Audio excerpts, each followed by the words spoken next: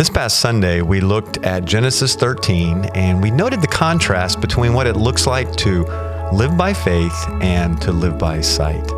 And we looked to Abram as our example for one that lived by faith, and we looked at Lot for one that lived by sight.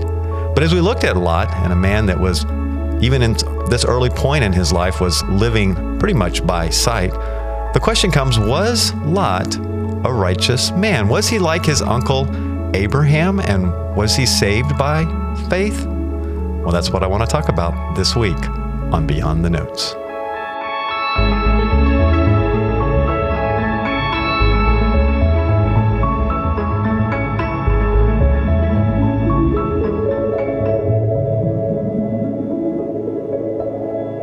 Hi, I'm Pastor Mark, and it's my pleasure to join you today on Beyond the Notes. And as I mentioned at the beginning, we're going to talk about Lot. And most of us have a pretty good impression of who Lot was. But as we compared Abraham with Lot, especially as we looked at it this past Sunday, we're inclined to think that while Abraham, we know, was saved by faith. We see that there in chapter 15, verse 6, that it was credited to him as righteousness because of his faith. But what about his nephew Lot? What are your thoughts about him? Well, before we answer the question, is Lot saved? Is Lot a believer?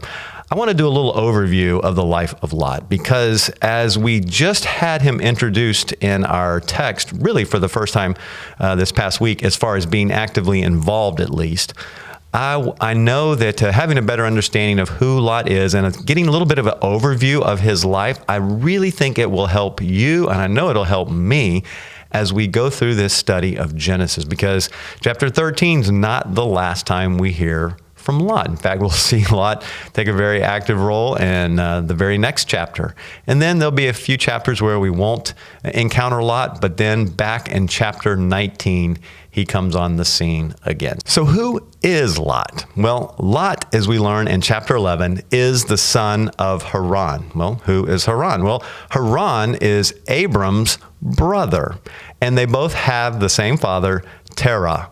And I have a kind of a family tree that starts with Terah, and it goes through, obviously, Abraham, and his brother Haran, but then it gets down to Lot, and it gets down to also Abraham and his family. And so it's this really good overview that as we go through Genesis for really the next several months, it might be a handy tool for you to have in front of you. So I've included the link that all you need to do is click it on. It'll produce a PDF, and you can either print it out or just take a look at it. And it's a great little tool, but it comes, most of that information, at least the initial information, comes from Genesis chapter 11. In fact, beginning in verse 27, we read, "Now these are the genealogies of Terah.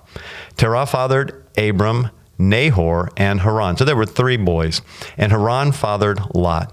Haran died in the presence of his father Terah in the land of his kindred in the Ur of the Chaldeans. And Abram and Nahor took wives. The name of Abram's wife was Sarai, and the name of Nahor's wife Milcah, the daughter of Haran, the father of Milcah and Iscah. Now Sarai was barren. She had no children." So here we get this genealogy, and so much of that family tree, at least at the beginning, starts right out of Genesis 11, verses 27 through 32. So again, great resource. Hopefully you'll use that. But I want us now to jump in and look at kind of an overview of Lot's life. And really, as I talked about this past Sunday, we see even in chapter 13 a progression beginning to happen in Lot's life, but that's going to get developed more and more in the coming chapters of Genesis. And so we start at the beginning of Lot's life living with Abram. And we're not sure when Lot's father passed away, whether Lot was young or a little bit older. But whatever time it happened, Abram took on the responsibility of raising Lot from there on. And this was part of the culture back then. This would have been expected of one of the brothers to do that. And Abram apparently was very willing to do that, and he brought Lot into his family. And so we see many times in Scripture here that it says the phrase, and Lot went with him. So Lot was somewhat of a tag-along, but I don't think he was a tag-along. I think he was an integral part of Abram's family because he was his nephew. And we see that first happen in Genesis 12 when Abram is responding to God's call. And it says, so Abram went as the Lord had told him, and Lot went with him. So much of his life, growing up or early adulthood, he was with his uncle Abram. And what a great opportunity for Lot to see a man that would become the father of our faith. And he had a chance to see Abram up close during those days he was with him. Now, the question arises early on, especially even in Genesis 12, should Abram have taken Lot with him? Because he's told to leave pretty much everything. And yet he still takes his nephew Lot with him. Well, I think the reason why he took him with him is because he had taken on that responsibility of having Lot as part of his family. But also by having Lot around, there would be a perception, because we just read in the end of chapter 11 that Abram's wife, Sarai, was barren. She had no children. And so Lot could have been perceived as the heir to Abram or Abraham, that he would have been that promised offspring. And so we'll get to that in just a minute in the next chapter, but it starts with Lot's progression of just living with Abram. But we saw what happened in chapter 13, and that's leaving Abram. And we talked this past Sunday, and I don't want to rehash the whole message, but there came a point when they had come back out of Egypt where the Lot and Abram's herdsmen were arguing amongst themselves. There was strife amongst the families. And so Abram went to Lot and said, all right, we need to separate. You pick, you choose. And Lot chose the fertile land of the Jordan Valley. He went east and then went a little bit further toward the cities. Now, with Lot separating, however, from Abram, this would have at this point made it very clear that Lot was not to be that promised heir, that he would not be the one that would continue on in the line of Abram, the promise that God had given to him. So leaving at this point, we didn't talk about this Sunday on chapter 13, but that would have been part of that aspect of Lot leaving. Now, the next thing we pick up is Lot has not just moved close to Sodom, as we read there near the end of chapter 13, but by the time we get to chapter 14, verse 12, we read this.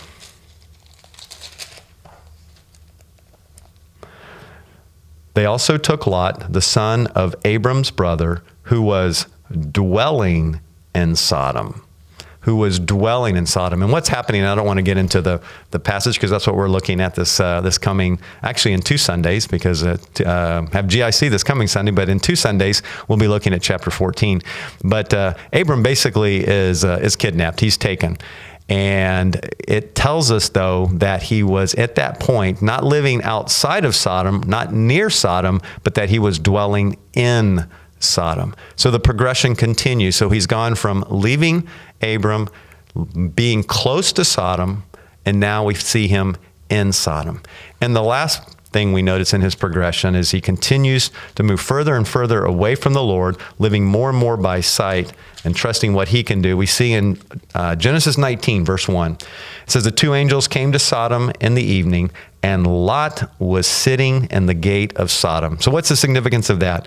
Well, the fact that he was sitting in the gate of Sodom means that he was no longer just living in Sodom as a resident, but now he was there as a leader, as one of the elders there in the gate. And as you know the story, God is going to destroy Sodom and Gomorrah. And Abraham, by this time, is now pleading to God if he can find a righteous person there. And he starts with a higher number and moves all the way down to 10. And God says no. But ultimately, there was one righteous person there. Before I get to this last little answer to the question, was Lot a believer? I want to note one little thing from really this past Sunday when Abram goes to Lot and says, let there be no strife among us. He's telling us we need to separate. But the irony is that down the road in this chapter 19 that I just read from, a little bit later, as Lot and really his two daughters, because his wife is too reluctant to leave Sodom and ends up losing her life. So Lot and his two daughters leave. Well, Lot does continue on his line through his daughters, and I don't want to spoil that story either, but we'll get to that as well. But the two sons that come from the two daughters, one is the father of the Ammonites, and the other is the father of the Moabites. And it's interesting because the Ammonites and the Moabites will cause Abram and the Israelites a whole lot of stress for many years to come. And so the irony there of Abram telling Lot, let there be no strife among us. Well, ultimately through Lot, there comes a whole lot of strife down the road. So was Lot a righteous man? Was he a believer? Well, we need to go to the New Testament, I think, to answer that question, because in spite of all what we see, the evidence of living by sight and not by faith, living in a place, allowing himself and his family to be taken into a city that was evil, that was wicked, extremely wicked. We say, well, how could he be a righteous man?